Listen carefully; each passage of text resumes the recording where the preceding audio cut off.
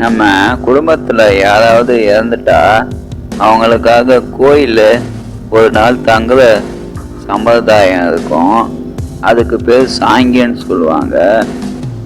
அது மாதிரி எங்கள் குடும்பத்திலையும் என்னோட அப்பா இறந்துட்டாரு. அதுக்காக சாங்கியம் முடிப்பதற்காக ஒரு கோயில், ஒரு சிவன் கோயில், கைலாசநாதர் கோயில் நாங்கள் தங்குற மாதிரி வந்துச்சு.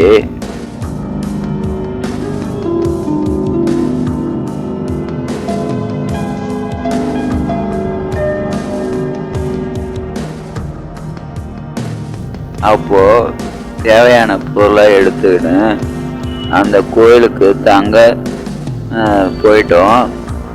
போன சமயம் அது ஒரு மே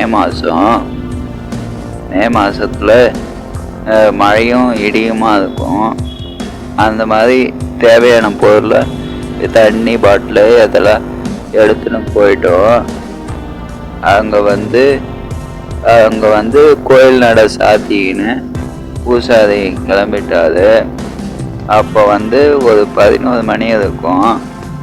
அப்போ திடீரென வானம் இருண்டு சூழல் போச்சு. அப்போ என்ன செய்யறதுன்னே தெரியல.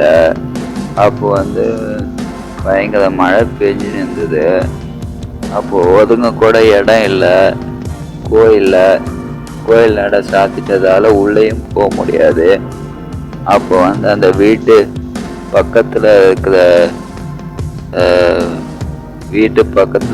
வீட்டில் இருக்கிற ஒரு பாட்டி எங்களுக்கு உதவுனாங்க. நீங்கள் திண்ணையில் தங்கிக்கோங்க, நாளைக்கு எழுந்து சாயங்காலம் முடிச்சுட்டு கிளம்புங்க அப்படின்னு சொல்லி சொன்னாங்க. அவங்களோட மனசு தான் இப்போ எங்களுக்கு கடவுளே நேரடியாக உதவி செஞ்ச மாதிரி இருந்துச்சு. அப்புறமா நாங்கள் காலையில் எழுந்து சாங்கியம் முடிச்சுட்டு கிளம்பிட்டோம். சாங்கியம்னா நம்ம உடல் இல்லை, சாங்கியம்னா நம்ம உடல் இல்லை, நம்மளோட ஆத்மா தான். உடல் இல்லாமல போகலாம், ஆனால் ஆத்மா அழியாது. உடல் அழியும், ஆனால் ஆத்மா அழியாது. அதோட பொருள் தான் சாங்கியம்னு சொல்கிறாங்க. யாராவது நம்ம குடும்பத்தில் இறந்துட்டா அவங்களோட ஆத்மா நம்மளை சுற்றி தான் இருக்கும்.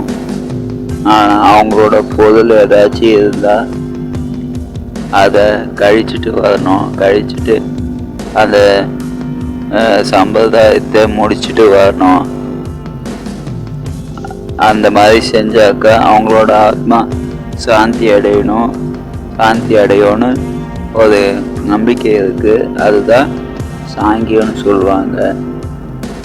தேங்க்யூ, நன்றி.